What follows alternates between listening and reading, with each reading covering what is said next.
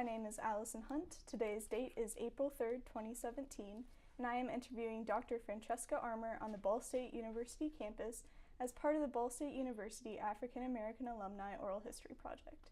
Francesca, I'd like to thank you for sharing your story with us today. Welcome. So let's start off with when and where were you born? I was born in Louisville, Kentucky in 1951. And what did your parents do? My father was a truck driver. My mom was a homemaker. And could you give me their names, please? Oh, yes. My father's name was Norman Lee Mukes. My mother's name was Helen Frances Mukes. And did you have any siblings? I have 5 siblings. I am the oldest, and then I have 4 sisters, 1 brother. And could you give me their names, please? Sure. Like I said, I'm the oldest. Then my sister Sharon Lee Mukes Barnes. Then my brother Norman Lee Mukes Jr. My sister Vera Lee Mukes Comer. Sister Sandra Louise Mukes Harper. And then our baby is Gwen Alda Mukes Kim. And what was your childhood like in Louisville? Well, I was born in Louisville, but I was raised in New Albany, Indiana. My childhood was absolutely wonderful. My parents were very, very clear about understanding that they wanted us to have fun, but also never lose focus. We were expected to go to college. That was never an issue. So in growing up, our area, our neighborhood, our house was the place where most of the kids in the neighborhood came. So that means you played outside, you ran around, had a lot of good times, and then at about lunchtime, everybody disappeared. They had to go home for lunch. And then they come back, and then in the evening, they would play for a while and then go home. My parents were really clear about especially my father, about the protection of home. So that meant that we would be able to visit friends, but we always had to come home. And I appreciated that. My mom, as I said, was a stay-at-home homemaker, and so she was the person who guided us most often in our homework, and then Dad, when he would come in, because he was the math person, he would come in, he might help us every so often when it came to the math piece. But I guess to describe it, it was middle class in the sense that mom and dad, my dad worked, my mom was the homemaker, and yet it was also a very, very protective scene. My mom was responsible for much of the upbringing, in the sense of she was the one that got us to church, made sure we went to Sunday school, did all those kinds of things. Dad was clearly the breadwinner. There was no doubt about that. And so I think especially as an adult, when you look back on it, we were in such a protective, safe environment till, as I grew older, I just believed everybody had that. It took becoming an individual going to college to hear the different stories. I understood what the news was saying, but it just didn't resonate with me, that other people's lives were so very, very different and so very complex. Ours was very simple. As the oldest, I was responsible for being successful. And then as we each became successful, we helped each other. So at one point, there were 3 of us in college. And so when my youngest sister was on her way to another college, to university, in engineering, of course, they had a wonderful recruitment process. Anyway, it was our responsibility. It was really our family expectation that we all helped. It was just what we did. And so a very happy, a very blessed, a very enjoyable childhood, a very normal childhood, in the sense that if we did something that needed correction, I'll tell you this story and then we can move on. When I was in the 6th grade, I had a couple of good girlfriends, and in the school building, you could only go out certain doors at the end of the day. Well, we decided that we were going to go out one of the doors that you were not supposed to go out, and break, and we felt that if we could get away, no one would see us. Well, my teacher saw us, and before I could get home, she had already called my mother. So when I got home, my mother was waiting on me and said, "You need to tell me something." And I was like, "Oh no, everything, day went well, Mom, it's really cool." She said, "I think you might want to think about that." And she said, "I'll tell you what, I'll talk to your father about a call I received, and then you can tell him." Not a good experience. So I ended up telling him and had to apologize. And that was why, and I said this too many times nowadays in our challenges with education, I was never, ever afraid of anything that the school system could do. No one could be as strong in opinion or in expectation as my father. So it was like, please don't send a note home, don't call home. I promise this is a big mistake, but they did. And so I learned from it. Wonderful life for me. Were you close with your extended family at all? My extended family? My grandmother, absolutely, on both sides of the family. Because I was the oldest, I was able to, in New Albany, the community of African Americans was small. In fact, the 8th grade teacher at the high school taught my dad. So when I went through in civics and history, Miss Webb, who taught me, was also a Sunday school teacher at our church. So anyway, I had a chance to spend time with my grandmother, my paternal grandmother. Her name was Goldie Mukes, and we called her Ma. And then my maternal grandmother, her name was Beulah Whitaker, and we called her Mambu. So we always visited on Sundays to Louisville, was where my maternal grandmother lived. And then because my paternal grandmother lived in New Albany, I would be able to visit her anytime I wanted to. So on Fridays or Saturdays, I would go up, and she lived in the country around a hill.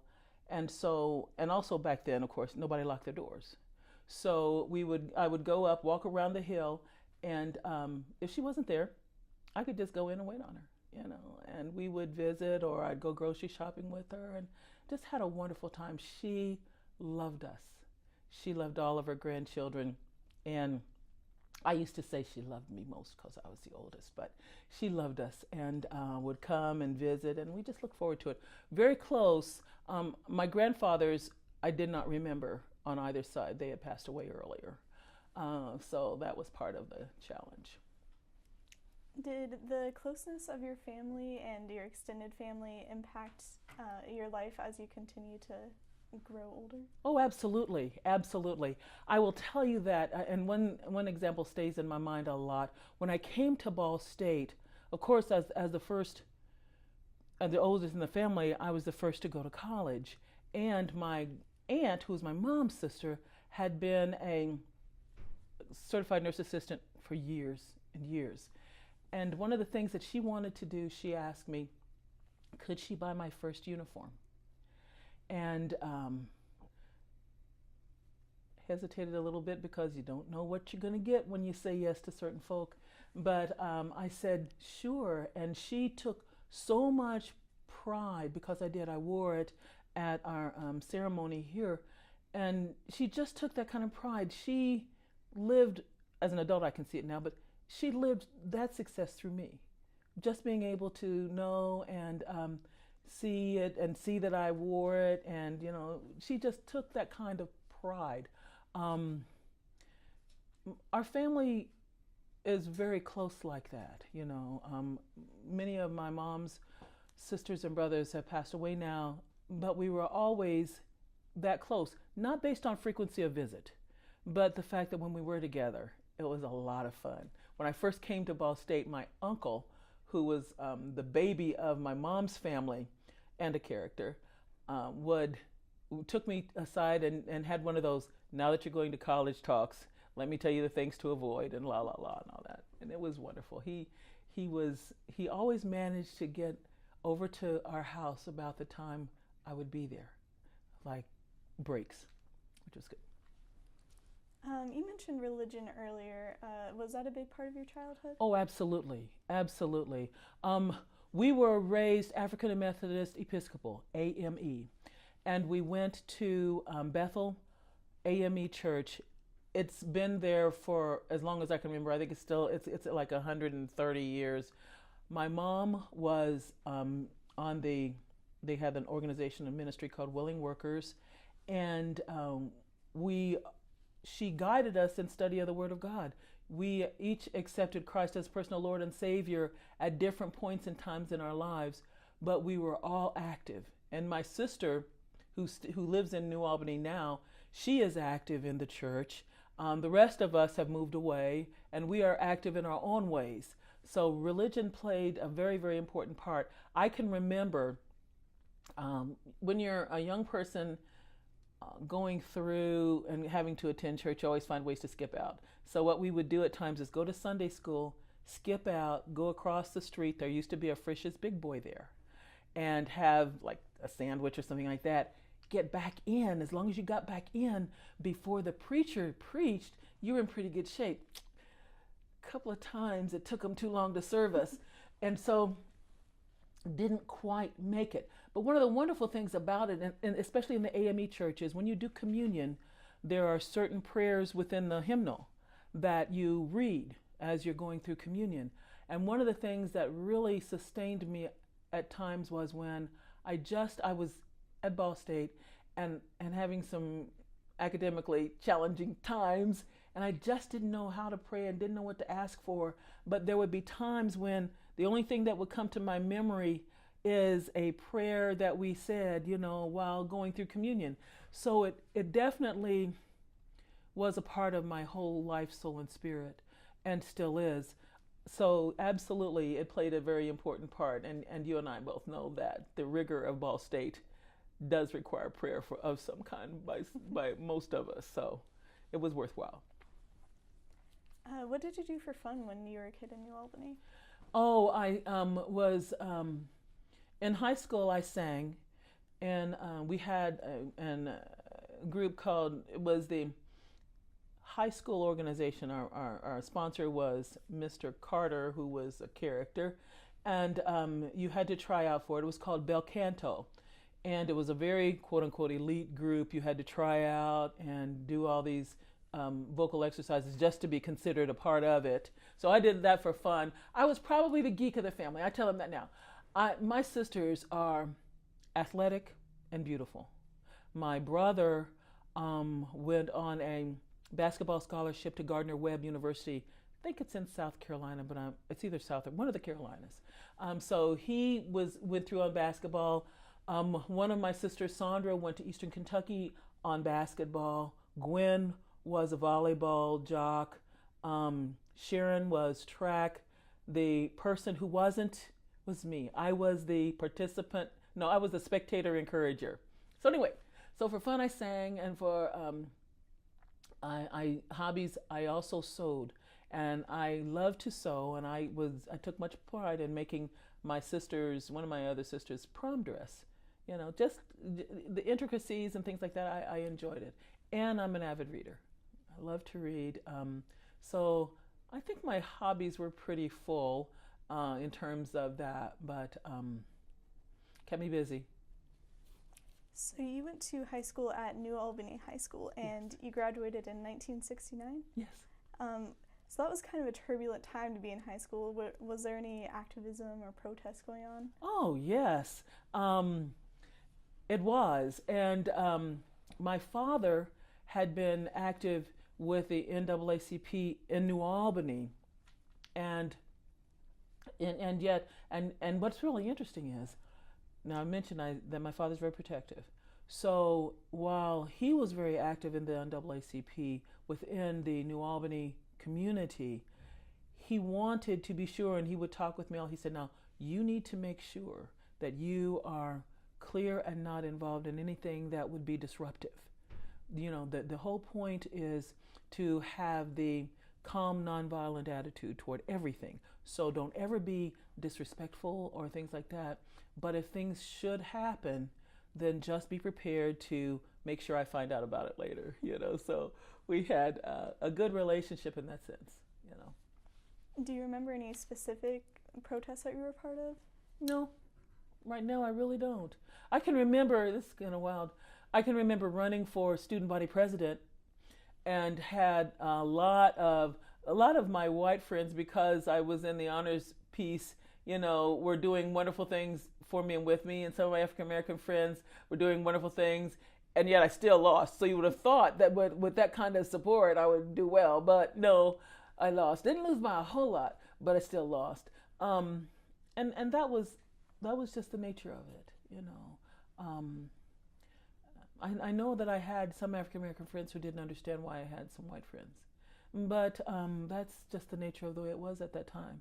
There were a lot of absolutes going on that needed to be there, and yet because of the individuals I interacted with too, they were my friends, and I have been raised with a whole mentality that says friends are friends. You honor and you spend time with your friends, and I did. You mentioned earlier that you went back to Louisville, Kentucky to visit your grandmother. Did you notice any differences in the way you were treated there as compared to across the river in New Albany? No, I really didn't. Because, at that time, when we would visit, which is really, we're talking about going from Muncie to Anderson, it was that just right across the river kind of closeness. So visiting with her, we tried to do as part of our family outing every Sunday. We didn't make it every Sunday, but quite a few, and we would just visit with her, and at times visit with my aunt who lived down the street. It was fun. As a child, it just was fun. Part of our challenges, I think, sometimes nowadays is that our children don't have the protection that is so necessary to development. I knew crazy things could happen. I knew you had to be safe. I knew you had to be wise and have your eyes open whenever you're walking or traveling, or if it starts to get dark. I knew all of that. But even with that knowledge, I had that undergirded piece that was safety. I always felt safe, even if at times a little, it's like, oh gosh, in trouble here, it got dark, but still safe.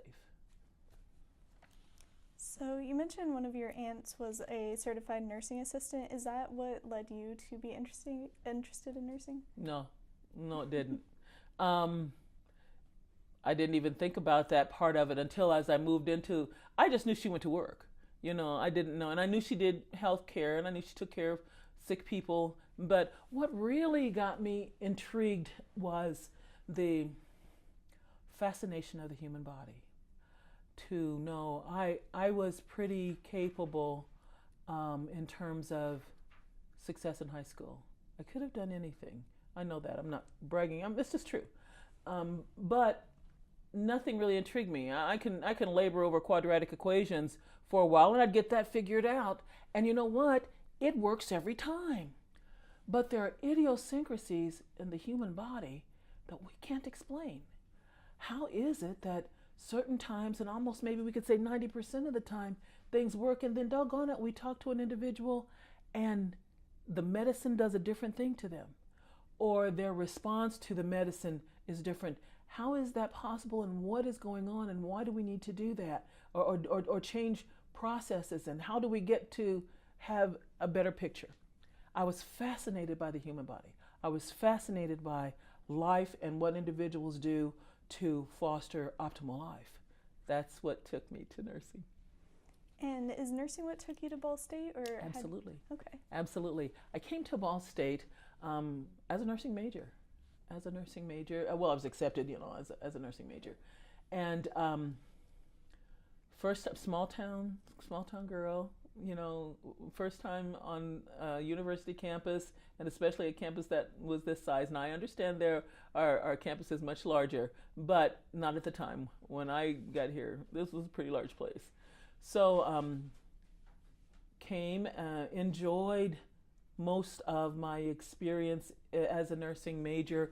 Didn't find out until we had gotten into our beginning clinical courses that we were the first 3 African American women to be accepted and to get that far in the program.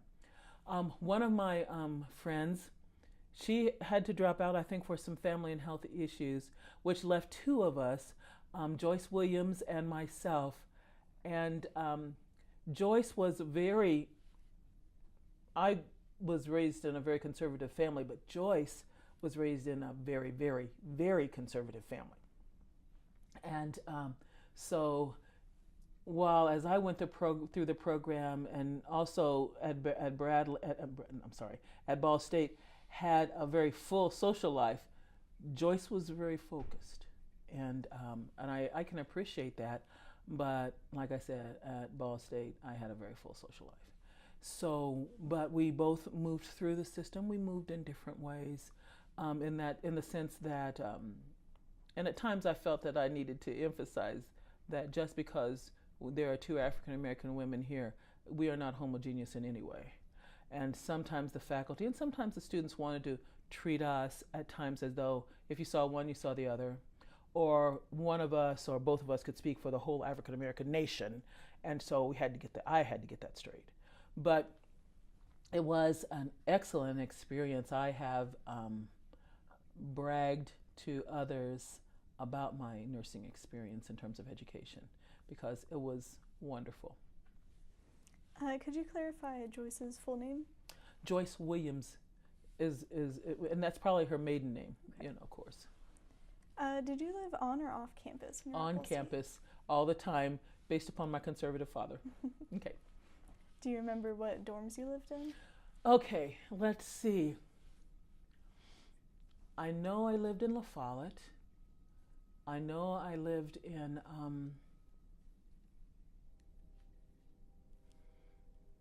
which is the dorm? There's a creek that you cross over to get to it.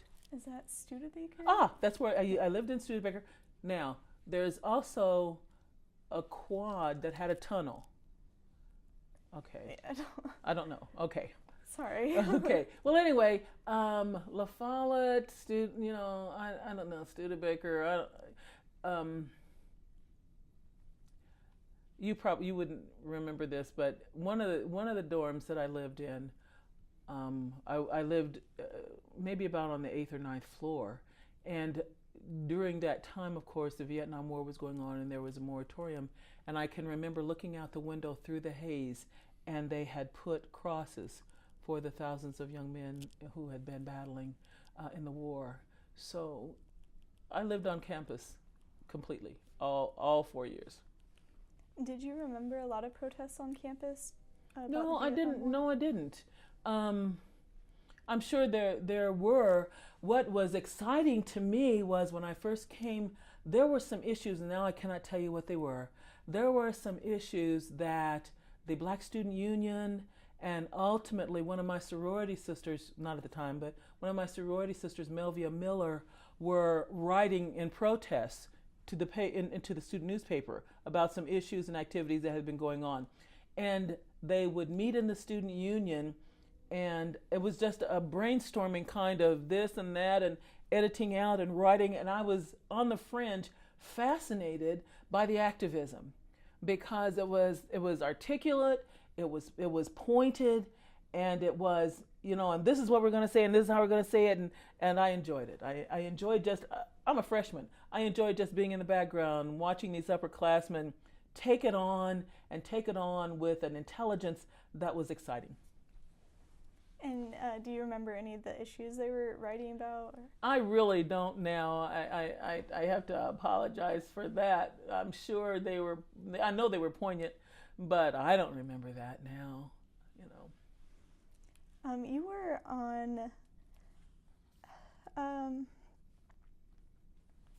were on a committee, I believe, during your freshman year. Yes, the Student Admissions Advisory Council, as an evaluation of Ball State's admissions publications. Could you talk a little bit about that?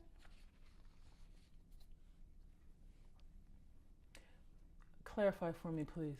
I read it in a Daily News article, so maybe it's not quite right, but How long ago was that? Yeah, I think it was your freshman year, 1969. Oh, goodness gracious. Yeah. Okay, say that to me again, please. So the Student Admissions Advisory Council, you were evaluating Ball State's admissions publications they were sending out to prospective students to see if they were telling the truth about Ball State. I really don't remember that part of my life. That especially that experience. I'm sorry. Oh, that's I don't okay. remember that. Did you experience any culture shock from New Albany? Yes. Oh, yes. One of the really big pieces of adjustment that I had was I had been raised in an environment. You know, when you're thinking about New Albany, Indiana, and the across the Ohio River in Louisville, Kentucky, there are many cultural themes that are very Southern. Individuals were from the South, many, and so one of those themes was this, that when you look a person in the eye, you always speak. And if you are the younger person, you speak first.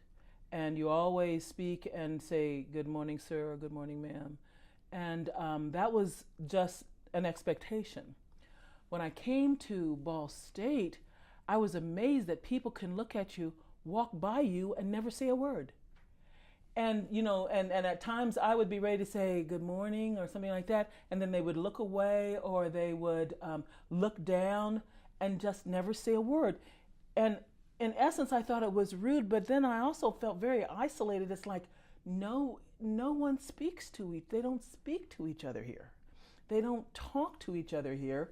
They may talk in a classroom, but if you were to see them outside the classroom setting, just to say hi or good morning, they don't. And that was a shock to me at first, and I adjusted because I felt like, well, okay, I guess nobody talks to each other until there are certain times when you do and other times when you don't, and you just have to learn that that's what you do here. But that was really challenging for me because it bordered on a lack of respect, because to say hello acknowledges the personness of someone, and they didn't.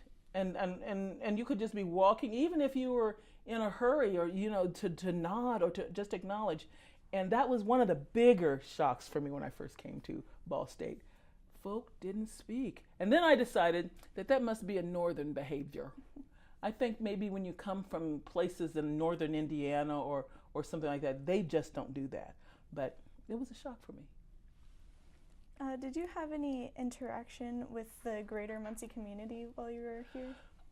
Yes, I did, through our sorority, because we did public service work there. So I don't even know the name of the nursery now, but we worked with the children, just, you know, reading, tutoring at different times. I was very comfortable. I don't know if they still call it that, but we would be doing service activities in Whiteley area. Is it still called Whiteley? Who knows? But and so yes, I did that. Do you think that you saw sort of a disconnect between Muncie and Ball State? Oh yes, absolutely. And almost, until folk got to know you, almost a passive aggressive hostility. It was a them and us. And who are they? And you from the college, and all these kinds of phrases that were not endearing phrases. So yes, I saw that. Now, I didn't probably see it as much as those who maybe lived in the community, you know, living off campus and things like that. And maybe they had some relationships that probably were much more positive. But because I lived on campus, I don't know about that. Did you still maintain going to church while you were at Ball State? Yes, not as much. I think that was also part of that independence. You know, now I go to church every so often or whatever when I was at Ball State because I could, you know, but I did at times, yes. Which church did you go to? Good gosh.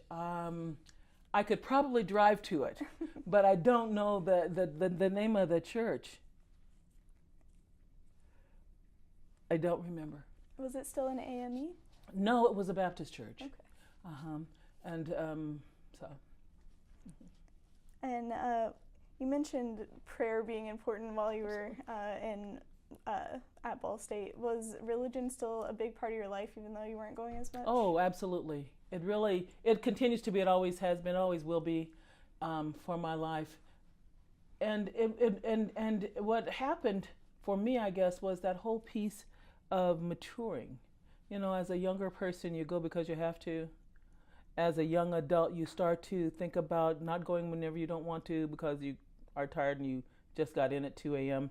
And then as that middle-aged person going into some full adulthood types of responsibilities, you establish those solid relationships with your relationship with Jesus Christ. And that has been a difference for me. And it just continues to mature. It's an ongoing process. So while you were at Ball State, it was kind of a period of rapid expansion. The library just got funds to be built. So have you seen Bracken Library before? No, I haven't. No. Okay, well I think it was built a couple years after you left. But Okay. So that was all under President Pruitt. Did you see that affecting your personal experience here at Ball State? What's The the expansion. Oh, the of expansion. Ball State. No, not really. I'm glad that it happened. I was excited that it would happen. I would read the materials that would be sent to me at times.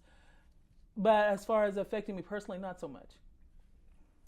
And while you were a freshman, I believe you went and rushed at Delta Sigma Theta sorority. Yes, Is that correct? Yes, I did. Do you remember the chapter name? It's Delta Phi chapter. Okay. Delta Sigma Theta Delta Phi chapter here, yes. I don't know that they're still on we would say on the yard. I don't know if they're still on the yard or not, but yes. So why did you decide to rush? Didn't know what it meant. Again, small town girl. My family, I had attended a cotillion in Louisville. The cotillion is that coming out party. It's not quite a party, it's a ball. And while I was not one of the debutantes, I was a friend of one of the debutantes. And so I got to go on my escort and we had a wonderful time. That was Alpha Kappa Alpha sorority in Louisville. So I had a sense of sorority-ness, but not much. So when Rush came about, and in the dorm I had a friend, I had met a friend from Indianapolis. Her name was Ethel Jones. I have to tell you this. I did not know smoking cigarettes and stuff like that when I came here. And so when I got here and I met Ethel, and she was just much more wise about certain things. I guess we'll call it wise. And she said, "Fran, you've got to learn to smoke. Everybody knows how to smoke. What do you mean you don't know how to smoke?" And I said, "Okay." Now, as a nurse and with a lot more experience, the body is so definedly wired to tell you that it is a foreign substance and should not be in your body. That's why when you take that first draw on a cigarette, your body rebels, coughs, and you turn all crazy and your eyes water. But of course, if you persist, then your body will adjust and you start to kill cells. So she taught me how to smoke. Well, if you're going to learn how to smoke, then you need to go through Rush. And so I don't know, don't ask me how she connected them, but she was my friend. She was my first friend. Her name was Ethel Jones from Indianapolis, Indiana. And if she said this is what we needed to do, that's what I was going to do. So, and it would be amazing because I am definitely not a follower, but she was my friend. So went through Rush, did all the things that you're supposed to do. When I met the women from Delta Sigma Theta sorority, and they talked to me about it being a public service sorority and what they had done. And then many of them were in teacher education. So they were going forth in terms of careers of education and helps. And I was just journalism. I was just absolutely fascinated. And so I said yes, and they said yes. And did the fact that it's a historically Black fraternity draw you to it, or? Well, yes. I hadn't heard about them. I hadn't heard what they do, but yes, absolutely. And could you tell me a little bit about how Delta Sigma Theta affected your Ball State experience? Delta Sigma Theta has affected my Ball State experience and continues to be a presence in my career and life experiences because, first of all, I appreciated the premise. The premise of public service means a lot to me. Then secondly, the premise that was lived through in terms of that sisterhood where we came to love and encourage one another and be there for someone else in case there was a need. I met people I'll just mention this.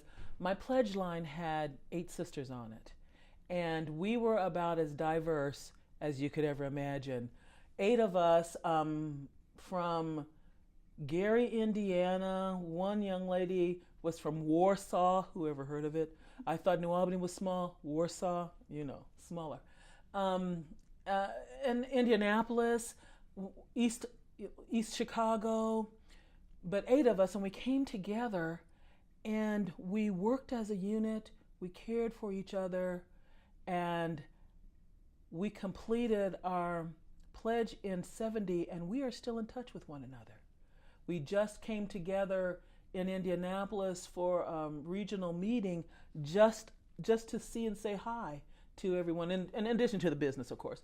And so Delta Sigma Theta was and continues to be such a valuable part of my life. When we become Deltas for life. And so being able to see and my pledge sisters, when once our line went over, when we've had a couple who've passed on, but we were there when they were sick. One was ill and ultimately moved to Milwaukee, Wisconsin, and we were there. I had one last time when I was planning to go up and see her, and I missed getting up to see her before she passed on. But that's what we do, and that's what I enjoyed. Ultimately, I did a term as president, which was an incredible experience. But because it's almost like having alpha women, a lot of them, and then we all come together and have opinions, a lot of them, a lot diverse. But the whole point would always be, once we decide, we come together. Now, we may battle, internally talking, ideas and positions, but once the position is set, the vote is taken, we would come together and move forward. It was a very valuable and continues to be a very valuable part of my life. I am active in Peoria, Illinois at Delta Sigma Theta Peoria Alumni chapter because of the kinds of experiences I had here at Ball State with Delta Phi chapter. Could you tell me how you came to be president of the sorority? How I came to be president of Delta Phi chapter. There was an expectation of leadership in our line, and so as your line would move forward, there was an expectation that when the time became available and necessary, you would step up. And so when that came as an opportunity, because there are times when we would have sisters moving out to student teach and things like that, so there was going to be transitional times moving all along. So I was asked would I be willing to, and so what happened is I was elected president. One of my pledge sisters was vice president, and so what happened is that was our time. That was part of our commitment in terms of service. We did it, had a really, really great time. We collectively would brag about Delta Phi chapter during those years. We were unabashedly brazen about saying we ran the yard because no one sang as well as we did and no one stepped as well as we did. Now, that's probably one person's opinion and others would have another opinion, but that's okay because that's mine and I'm sticking to it. And what were your duties as president? Oh, as president, I had to represent the sorority at several meetings, whatever the meetings were, and of course, the monthly meetings for the chapter. We would prepare and plan for that. We were the very, very active group, and I have photos that our committee, that our group would have maybe the person who was in charge of different committees. One thing that we had that was such an enjoyable thing for us, activity for us, is we had a Founders Day event in which the Midwest Regional Director was invited to be a speaker. She said yes. We didn't know that in 5 years she would be a national president. Wow. So we were able to have the Midwest Regional Director, her name was Dr. Lillian P. Benbow, here at Ball State for our Founders Day. The committee chairperson was the president of my line, Sandy, who was all of 4 feet tall. We had to, of course, go to Indianapolis to get her because flying into Muncie was a bit of a challenge for her. Anyone. And got her here. She gave a wonderful, wonderful speech. We had a wonderful time. But we were willing to sacrifice and do whatever it took because we had the Midwest regional person here, unbeknownst to us. She became a national president. So I've got photos of our little local having one of the national presidents here at Ball State to speak. It was exciting. Could you tell me a little bit about what the Jabberwock event was? Jabberwock is a combination of social activity and service. So what we do is we identify especially an activity that we're going to do for public service, and then we also invite the different fraternities and sororities to join us in step shows, not join us, but to participate in a step show, and then we give a show. It's absolutely exciting. So it usually, now I don't know how they're doing it lately, but it would start on a Friday and end on a Sunday. And then could you just clarify what the term on the yard means? On the yard just simply means on campus. Okay. On campus. That is what we would, that was just the slang. Mm-hmm, mm-hmm. So, were you involved in any other activities while you were at Ball State? No. Being in terms of involved activity, being a nursing major was an all-encompassing life experience. And it was wonderful, and I'm not having, sometimes as time goes on, things that it's like how people talk about the good old days. Well, I'm real clear about some of the not so good old days in the midst of my good old days. But that was because this is one of the things that folk, and we would joke about this, I would share with my sisters, you need to understand, my dad will never understand that I got a C in a course because I had obligations to Delta Sigma Theta. My dad has sacrificed for me to come to college. He will be proud and he will allow me to have A's and B's. But if I am going to be able to be active in the chapter, I have got to be excellent in the academics. That's why I came. So we kind of worked it out so that while I would explain things to my mom, who would talk to her dad, or my dad at times, there was never going to be an apology for grades because I was going to be active in the sorority and academically solid. So it's just the commitment you make. And I used to be teased because I was the individual who had really crazy hours. I enjoyed going out and having a full social life, but that might mean you party till maybe 2 or 3 in the morning. I can do 2 or 3 in the morning to have a wonderful full social life, and then do 3 to 5 or 3 to 6 a.m. studying, have breakfast, grab a little sleep, and then be ready to start the day. Because again, your priorities. If you're going to party, you got to study. And he did soften up, and I had some C's on my transcript, and they were not the end of the world, but it took him seeing that I was going to be successful to ease up a bit. You mentioned it a little bit earlier when you talked about the other African American student in the nursing program with you, but did you ever experience any discrimination while you were at Ball State?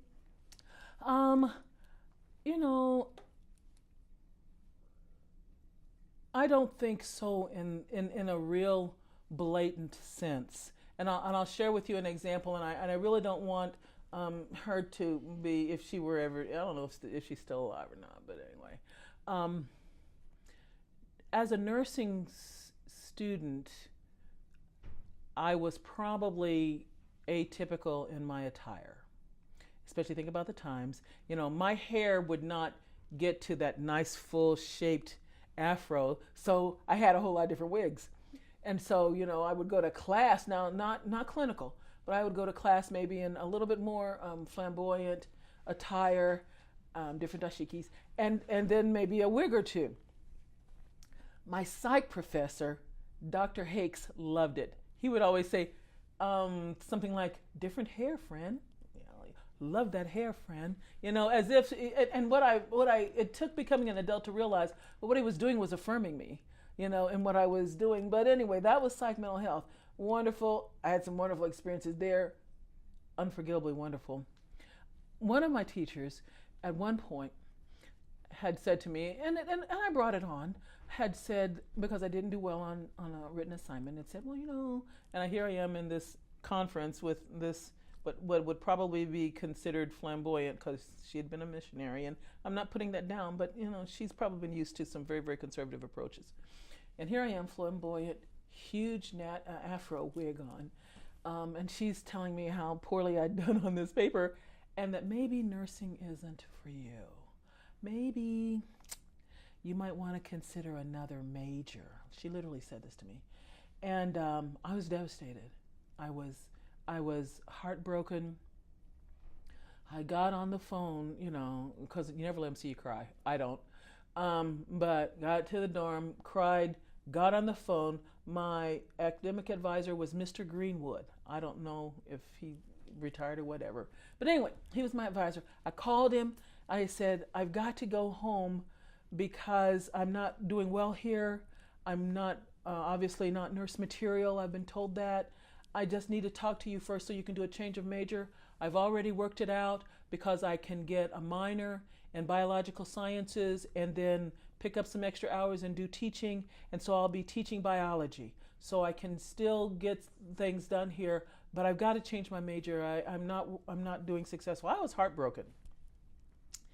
And he did one of the most caring and wonderful career-saving things for me. He said, I won't sign your papers to change your major until you talk with your family. And I think he had already become familiar with my parents, through visits or whatever. And I said, well, I'll talk to my dad, but we've got to do this because I have to find a way to be successful, and I'm not going to be a good nurse.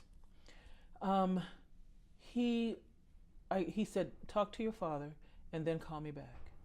And so I had to wait because, when my dad got off work, and I called him, I said, Poppy, I'm not doing well here, and they've told me that I probably am not going to be a good nurse, and I'm not nurse material. And so, but this is what I'm going to do.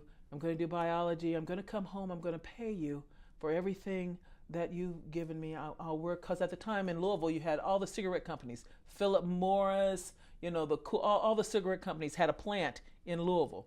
I said, I'm going to go. I'll get a job. I'll pay you back everything. I'm so sorry, but it's just not working for me.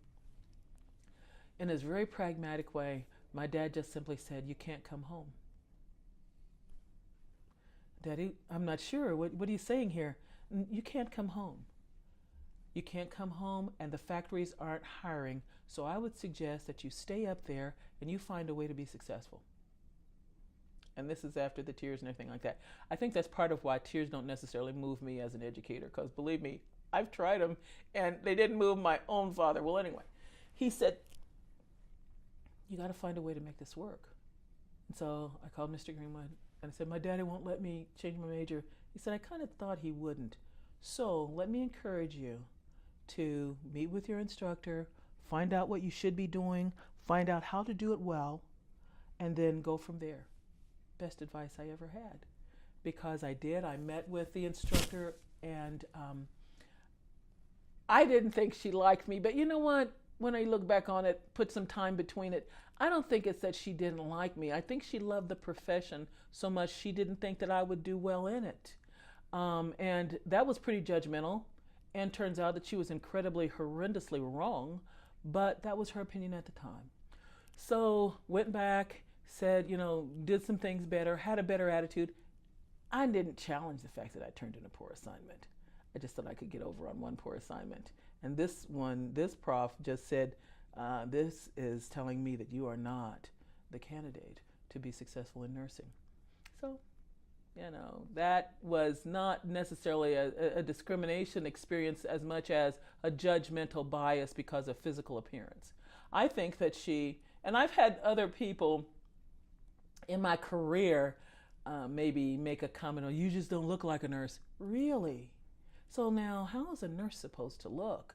Or you're not dressed like a nurse, because many times in earlier times, nurses would go to conferences and everybody clusters around each other. Well, what's the point of going to a conference if all you're going to do is sit with the people you see every day? As opposed to just saying, hi, I'm so-and-so and I'm from this place, and what do you think about that speaker?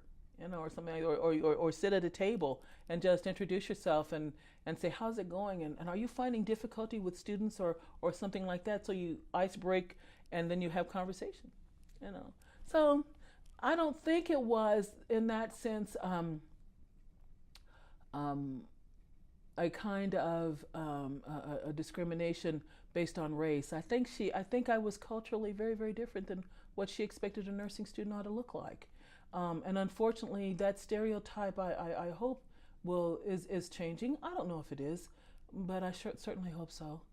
While I was at Ball State, they had some sociology profs who were killing everybody. You know what I mean? It was the flunk out course. English was not the flunk out course. Sociology was, for a lot of reasons, and but that was happening to a lot of folk. So I didn't. In essence, I didn't. I did not experience clients refusing for me to give them care because I was African American. And that was the piece that was a challenge for me at first. I wondered, because it wasn't until I was actually in my full practice that some of that racism came out, but not here. Do you remember the full name of your academic advisor? Okay. Charles Greenwood. Okay. Mm-hmm. And did you have any other professors or faculty that impacted your time here? Yes. Gosh golly. Like I said, Mr. Hakes was psych mental health professor.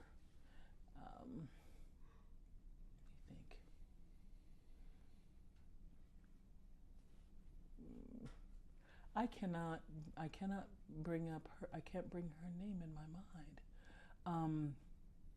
Dr. Exley was we called it comp and management. That was kind of where we're putting it all together. Tall, regal professor. She made a point of saying that as nurses so close to graduating, we were 10 weeks out, so close to graduating, we ought to be able to take care of her mother. And if she could not trust us with taking care of her loved one, then we would not be successful. Now, from a student's perspective, you're thinking, doggone it, we're 10 weeks out, because we're a quarter system. We're 10 weeks out. We are not playing with you. We will get it done, and that'll be fine. And then the rumor mill among students, the grapevine, hit us that one of the persons in our full class had been stopped by Dr. Exley. That's how that's phrased. You know what I mean? Not knowing the truth about anything, and was going to have to retake the quarter. It was like, oh my gosh, it really can happen. And yet, when I look back on it, she's memorable to me because she had such standards. Till, for me, it was one of those kinds of things that when she said, when you make rounds, I want you to have a nursing goal for every patient that you have been assigned to. I don't care if they just came in an hour before you make rounds.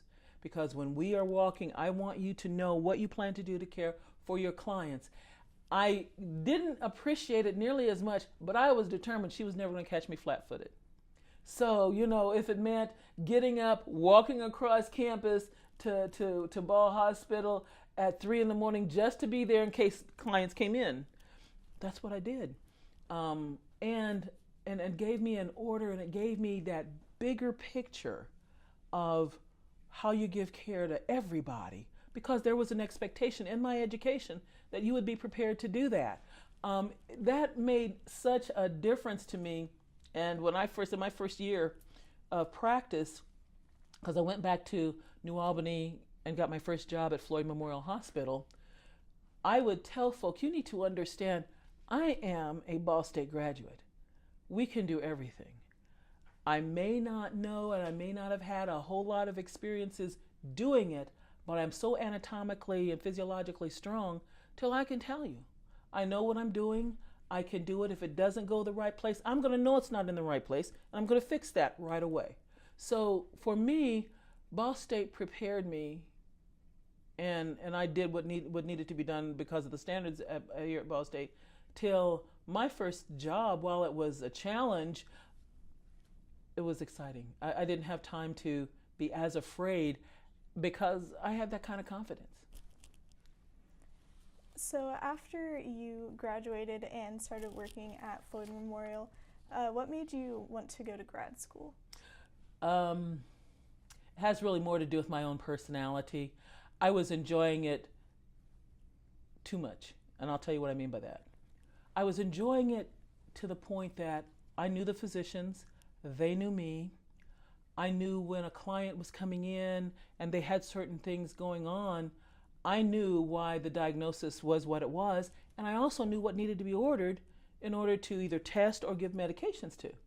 So if the physician did not do certain things, I might ask him, did you notice that so-and-so on the lab reports was a certain way?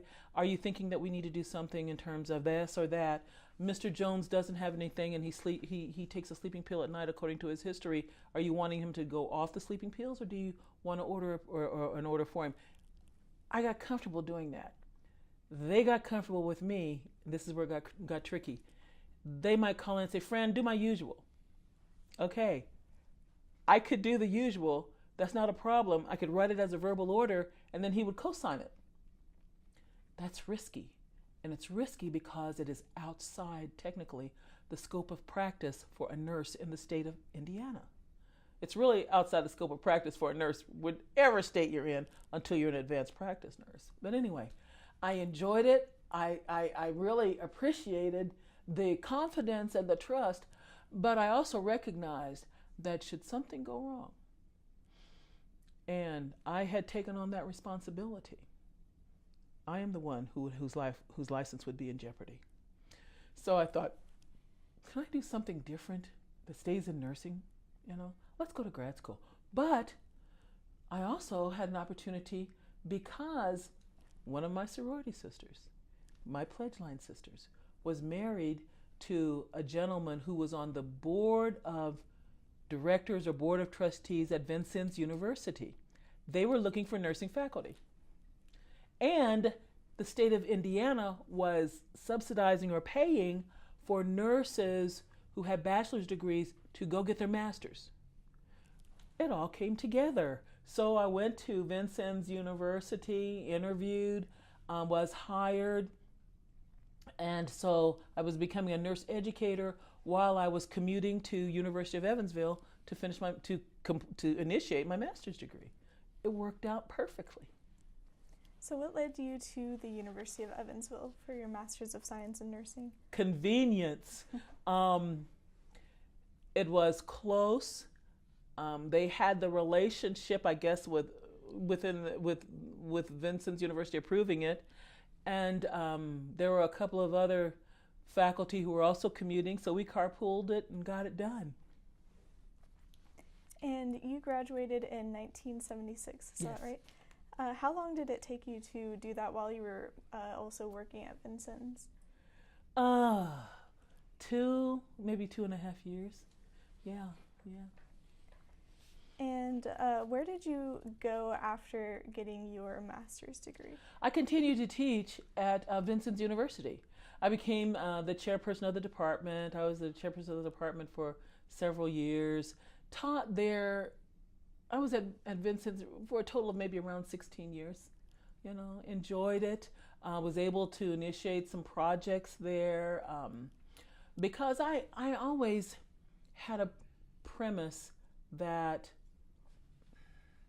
some of the guidelines we use for admission into the university settings, and at that time, Vincennes University was considered a community. Well, they didn't have Indiana didn't have a community college system because historically, Indiana University, because they used to call them satellite campuses all over the state, was going to be the equivalent of what Indiana would have called their community college system. Well, then up comes Ivy Tech.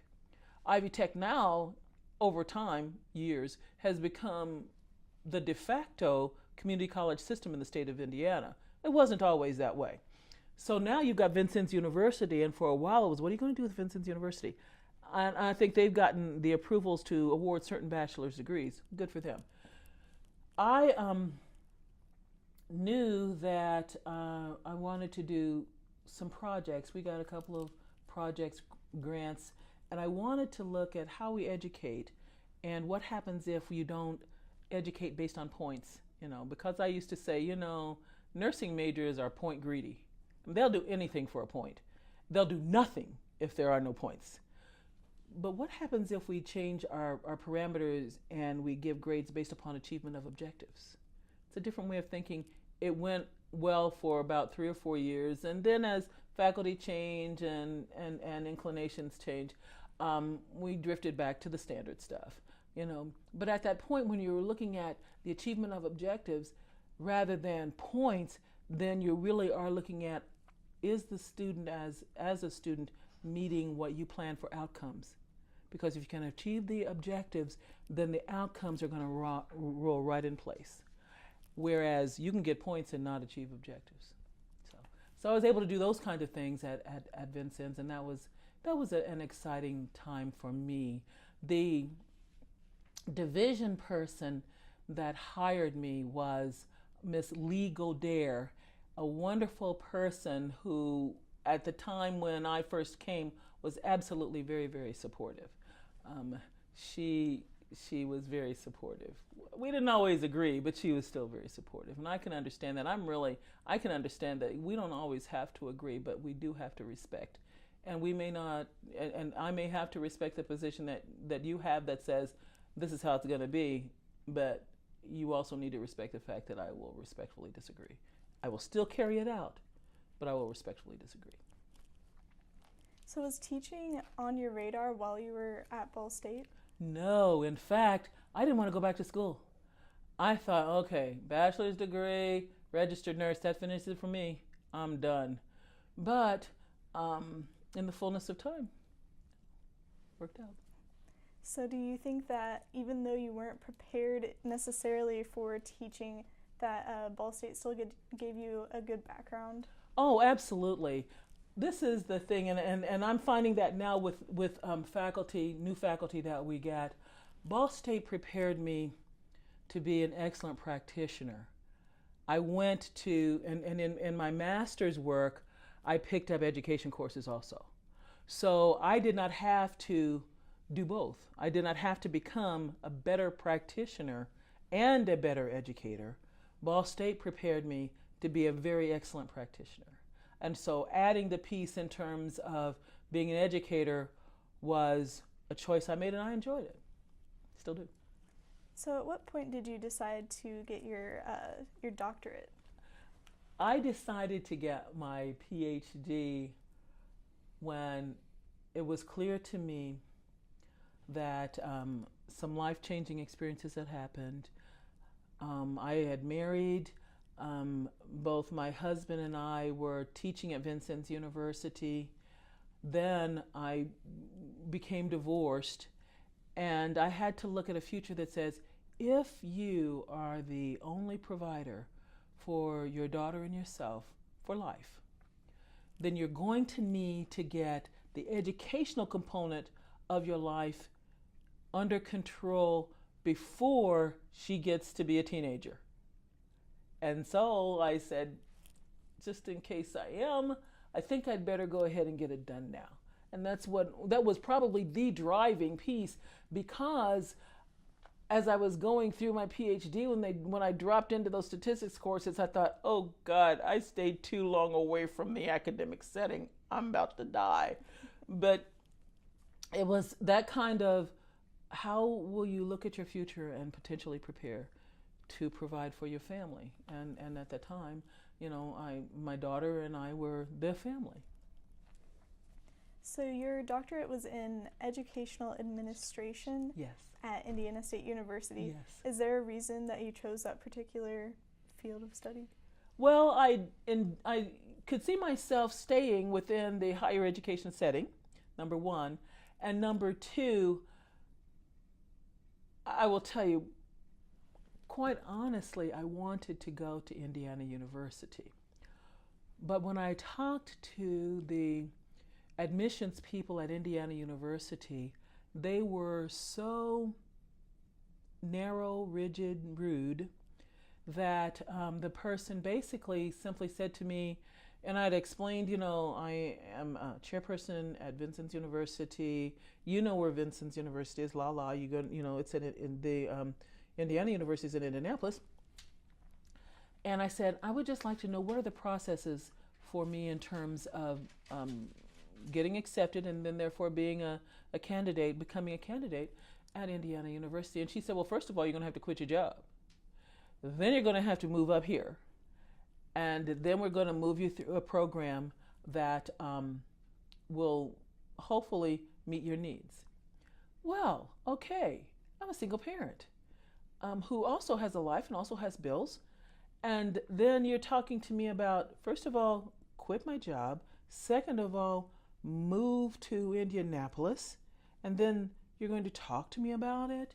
And I said, well, I understand that there's a residency component, and I understand that that might be the piece that would require relocating. She said, no, I'm talking about now. So she was very clear, I thought abrasive. And you have to, for me, in the fullness of time, I understand where that comes from. When you're as excellent as Indiana University School of Nursing is, it takes energy to not be abrasive and arrogant, and some don't expend that energy. But I had decided, number one, I'm not quitting my job, and number two, I'm not moving to Indianapolis till I'm ready, if I ever am. So let's try another place. Contacted Indiana State. They were very gracious. They're rigorous, but they allowed me to commute. And then for the residency, they didn't say I had to live there. I just had to be there every day. Well, okay, if that's what it takes, that means I'm on the road, because it's about 51 miles. Probably I'll still remember that. 51 miles from Vincennes, where I drop my daughter off with friends, to the building. And so I did that every day. I did the residency every day. And what was interesting is, and it's what we find out about students, period. Commuting students, when you're committed, you come. You roll, you come. Students who live in the dorm sometimes don't come out of the dorm if there's snow. I can remember trailing semis to get to Terre Haute, Indiana, because I was in my residency. And I had to be there by 8 o'clock in the morning. So if it was snowing and it was blowing snow, I'm following the tail lights of semis, because I was going to get there only about 2 or 3 times to find out that they closed the university. But if you're commuting that early, you got to be there at 8, So I had some interesting experiences, but I also had a very, very excellent doctoral program. And so I never regretted the educational administration focus. My statistics professor was brilliant. The person who guided my research for my dissertation was absolutely excellent. And I was able to be taught by some individuals for whom the textbook was the book they wrote. So of course that was, to me, exciting. And there were just a few of us, and we became supportive colleagues, So. Was it difficult being a single parent and having to commute that far and be just away from home every single day? Absolutely. During the residency, it was every single day. During the coursework, it might be 1 or 2 days a week. It was because my daughter was about that time, and she was maybe moving into 2 and 3 years old. I had some wonderful students who had said they would babysit Mavis for me. during that little bit of time. And then I had some ladies from my church when I was going every day, whom I could drop Mavis off. They lived near her school, Mavis's school. My daughter's name is Mavis. Lived near Mavis's school, and so I could drop Mavis off, and then they would walk her down to school, and then she could walk back, and that was her point of independence, things like that. So, well, it was nursery school, whatever. I can't remember now. But anyway, but during that time, it was difficult, and she became part of the team. She, being Mavis, became part of the team because she would make peanut butter and jelly sandwiches for me. So she would make this peanut butter and jelly sandwich. Can you imagine a 3 or 4 year old making a peanut butter and jelly sandwich? Cut it in half, put it in the baggie. There's more gunk on and outside the baggie, but I took it with me on the road, and that was her part. She learned to eat pot pies from my students, because I never had that in my house. But that's what they lived on, so when it was dinner time, she learned to like pot pies. So, it was quite an experience. Was she supportive of your career and your education? Who, my daughter? Your daughter, yeah. She didn't have a choice. You know what I mean? It's like, I'm not going to ask her, can I go to grad school? And besides that, she's too young. So what she had to do was know that if I'm going to be away, and we set up little systems of when I would call her or have some time, and I would ask Mrs. Norwood to put Mavis on the phone or something like that, I would say, hey, dear, how are you doing? And we had a code, and she would say 6, or she might say 5, and plug it in some way. And that's how I knew she was either having a good day or bad day. And I said, well, Mommy will be here so-and-so time.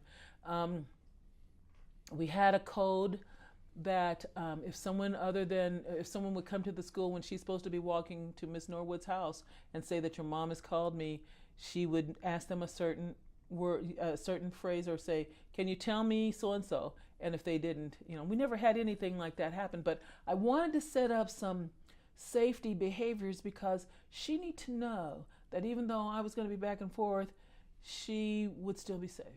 And that there was a way that we had set up things together for her to be safe. So I also did some part-time work at Good Samaritan Hospital in Vincennes while I was, we do multitasking, while I was going to school and teaching at Vincennes. And so there will be times when I might come be late or something like that. And so I always told her, no one will pick you up but me. And if anyone picks you up but me, they will use our code.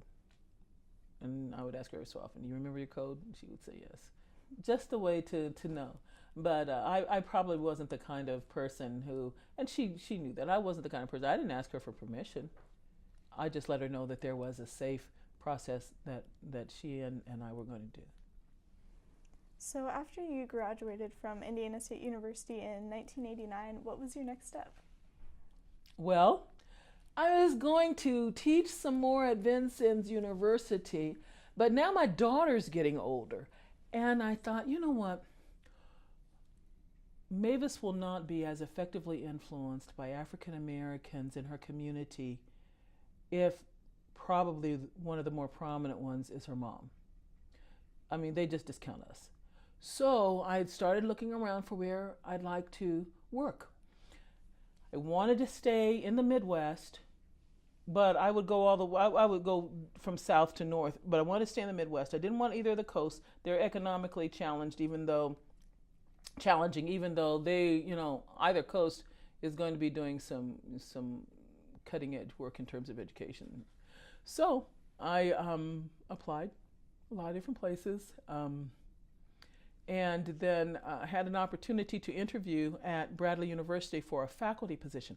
I was leaving a chairperson's position to go to a faculty position because I also wanted to do research. And it is just incredibly challenging, if not impossible, to teach, have a line of research, as well as a family.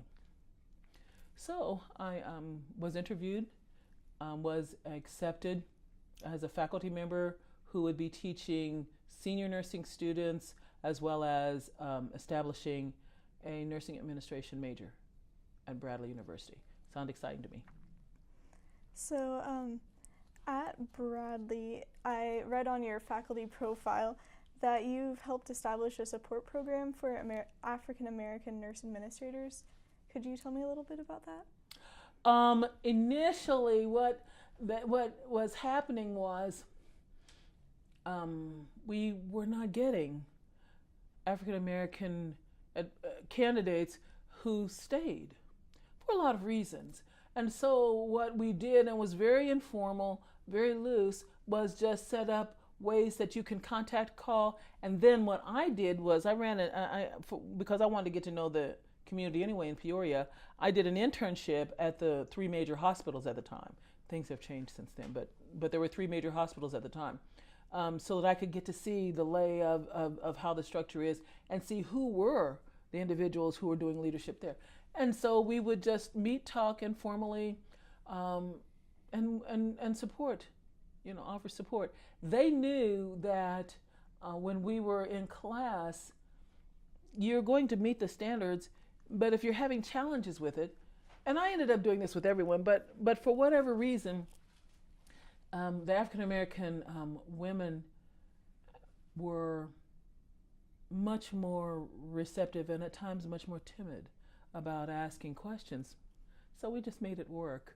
I had a wonderful example of a student who was very, very, very Afrocentric in terms of attire, gorgeous person, brilliant mind, but when you do practicum, you're going into someone else's house and you are going to be guided by a mentor there, and she had 2 nose rings, but that was what she had 2 nose rings and a ring in her eyebrow.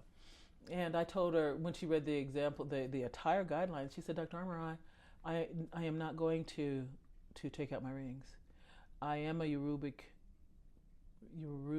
princess, and I'm not doing that. I said, well, I tell you what, this is what I'm going to do. You're going to be probably one of my first grad students who gets an F in practicum, because I'm not going to let you go. And because you don't go, you'll get an F. Well, then what I'll have to do is I'll just establish a grievance against you. And I said, well, that's fine, because that's the process. At the university, you can grieve whatever you want to. It doesn't mean you'll win, but you can grieve.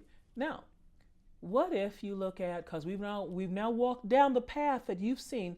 Let me give you another path. What if when you get to the door of the building, you take your rings out? You do 8 hours or whatever. You get to the door on your way out, you put your rings back in. Because you are a student who has invested time and money, and this is not the time for you to not be successful, but you need to know I won't change my standards. She said, can I tell you I don't like that? Yes, you can tell me that. Can I tell you I'll do it but I won't like it? Yes, you can tell me that. Okay, and that's what we did. But the standards, see, and what I've emphasized is the standards are not going to change. But if we can be flexible enough to respect you as well as respect the profession that you're getting a degree in. And she did fine, and we've been in touch because she's also in doctoral study now. And I haven't asked her what she's done with her jewelry or anything like that, but she was pretty committed to her attire. I can respect that. You also, according to your faculty profile, helped explore funding options for healthcare for underserved minority populations. Could you talk a little bit about that? We had wanted, in the community, there was one institution that had gotten funding to have extra tutorial support and things like that for students from disadvantaged backgrounds, socioeconomic, African American, any kind of characteristics that they felt in their grant application they could help. And I kept thinking, why in the world, if they can do it, why can't we? That's a bit naive on my part, because there were some other political pieces going on that later on I came to know about. But just to be able to work within the university setting, to remind students and to talk to family members about, these are the things you need to be asking, these are the things you need to be seeking in terms of what we can do. Now, ultimately, what we were able to do, and it was something that works well for all of our nursing students, is identify an individual we call the academic coach. The academic coach was a nurse who worked with freshmen through seniors in terms of any of the courses that they were taking that they might have difficulty with. If you were my advisee or if you were a student that came to me, I define difficulty as a C or lower. Now, if you end up getting a C in certain courses, I'm fine with that. I don't want to put anybody down, but I'm not going to shoot you if indeed you got a C in something. Well, I won't name a course, but I have some in my mind. But we've got to talk about how you're doing, and then I've got to get you to the academic coach. And then if the academic coach hours don't work, I've got to run interference to say, this student needs this kind of time. Can you work it out? Almost 99% of the time, it worked. So it was an ongoing process. So could you talk a little bit about the African American community of Peoria, Illinois, and why you chose that setting? To live? Mm-hmm. Didn't know exactly what was happening there at first. The African American community in Peoria, once you settle into it, is a very open and a very welcoming community. Initially, I didn't know or have that kind of understanding because I'm new, I'm an outsider, but my sorority is there. And once again, the linkage that comes from Delta Sigma Theta Sorority Incorporated, all I had to do was find out who is the president of the Peoria Alumni chapter, introduce myself to them, start to talk with them. We built a relationship, went to a meeting. They introduced me to different people. I started to say, well, what churches do you have here? Because I really want a fellowship. So different ones were going to different churches. So I ended up going to different churches. Where do you shop? What beauticians? All of those kinds of things. They were almost that community gateway for me. And I enjoyed it. Got to enjoy the community. Peoria has a lot of challenges. Peoria in the news has been identified as one of the worst places in the nation for African Americans to live. One of the 6 worst cities, I think. We're in 6.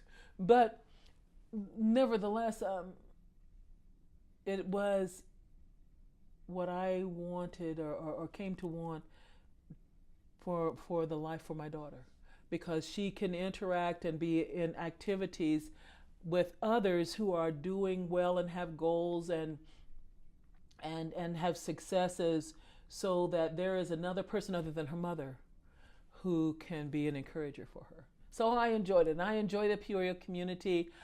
We tease a lot about the fact that there really isn't a whole lot to do there if you're a single person. But you got to realize we're at Peoria, we're 2.5 hours from Chicago and probably about that same distance, maybe a little bit more from St. Louis. So get over it. It'll be fine. We'll make it work. So you are involved in the National Congress of Christian Education of the National Baptist Convention. Could you talk about that a little bit? Yes. It was very exciting and continues to be a very exciting time for me. The National Baptist Congress of Christian Education is structured this way. Every state has a state congress, and then within the state, there may be 15, 10, 6 districts. So what happened was I was given an opportunity to teach a class in Central District, which is where Peoria is. Enjoyed it, had a wonderful time, then was able to, and it kind of really started in Vincennes, but I wasn't teaching in the district then. I was going to classes. But then when there are regional conferences, I started getting my certification to be a national educator. But it also I was able to become the assistant to the dean for the state. So I became the dean of the district. That's the grassroots level. As I worked, I became the assistant to the dean for the state. In doing those roles, I became, I was asked, would I serve as the assistant supervisor and ultimately the supervisor for a division on the national level. The National Congress has 8 divisions. So I was in Division 7, which was church discipleship. So my boss was the administrator, I was the assistant administrator, supervisor, and then I had 2 other people working with me. It was wonderful. National meetings would have around 50,000 people in attendance.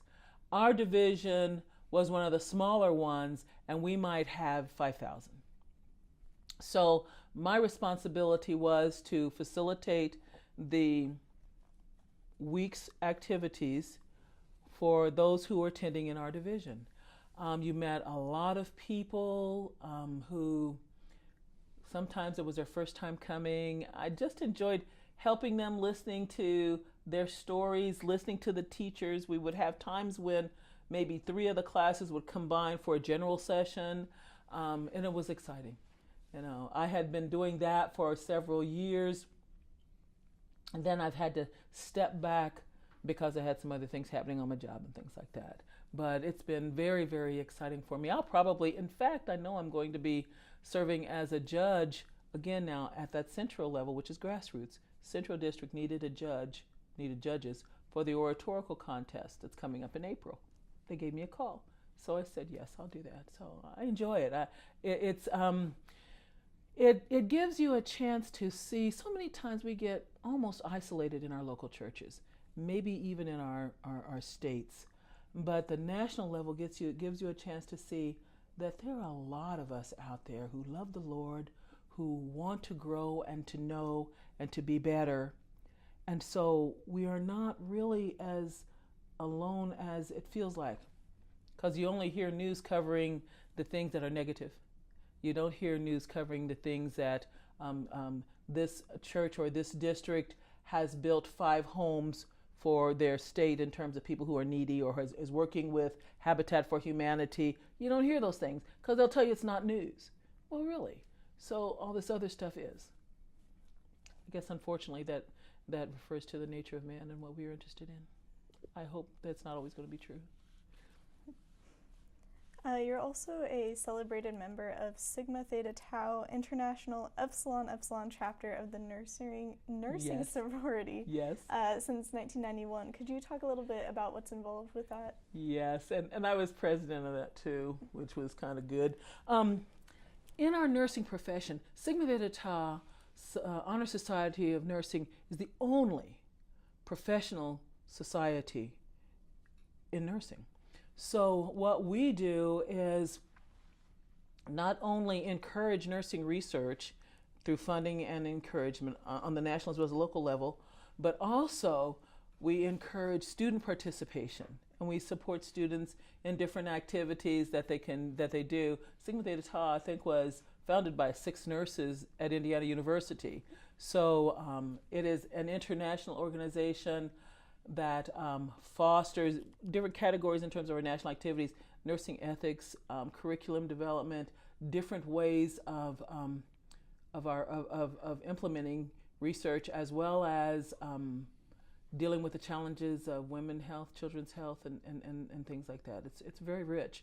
I enjoyed doing that on the local level because so many times what happens is we get so busy doing our day-to-day work, we don't take the time to write. And I've had so many colleagues say, I just read something we were just talking about. Well, we've been talking about it for a couple of years, but somebody took the time to write about it. So I was able to encourage folk through resources. If you need money for data collection or those kinds of things, submit. Let's see what we can do to help you. We may not have a lot of money, but we can at least contribute. You were given the Dr. Martin Luther King Jr. Faculty Staff Leadership Award by Bradley University in 2001. Could you talk a little bit about what the requirements were for that? I don't know what the requirements were, but I do know that I had been working with students. I had also been a faculty sponsor of Delta Sigma Theta, the sorority. I had been doing a lot of, quite a bit of, I would call it recruitment, but I wasn't going out. It was when families and students came here, and then they did tours, and then I talked to them in terms of recruitment activities. So I believe that they looked at it and saw that it was worth recognizing, and so that's what I did. You know, a lot of times when you're doing what you're doing, you do it because it's what you ought to do, and you do it because it's right. And you recognize, for me, you recognize that even if no one else recognizes or acknowledges it, that's okay. I believe God is smiling, and that's really more than enough. The award is just gravy, you know. So I was glad to have it. I was absolutely surprised. You were also awarded Outstanding Nursing Alumnus and Outstanding Black Alumnus from Ball State's College of Nursing and then the Black Constituent Society. Have you maintained a strong connection with Ball State? No. You know what? I tried to send money. I should have said more, shouldn't I? No, I haven't. But you know what I thought about that? I know this sounds really immature on my part, but I thought about, you know, how ironic that while I was here, I might not have been able to be what would be considered nursing quality. But now that I'm out, you want to recognize me? I'll smile and say yes and thank you very much, and I'll give you money. But I think, how ironic, you know? I think that also means that as educators need to be very, very careful about making rush to judgments about individuals. You see people in snapshots. We don't see them in the continuum. So maybe you kind of caught that student on a bad day, and they will have to pay the consequences for that bad behavior. But be careful about extrapolating to the continuum, because you don't see that. So I was very honored. Let me put that in there too. I was very honored, you know, and glad to have it. And I've been supporting the Black Constituent Society and trying to come up every year. Not always every year, but as frequently as I could. I've been kind of slack lately, but because I wanted to support the organization. So as we begin to bring the interview to a close, would you like to add anything that we haven't really talked about today?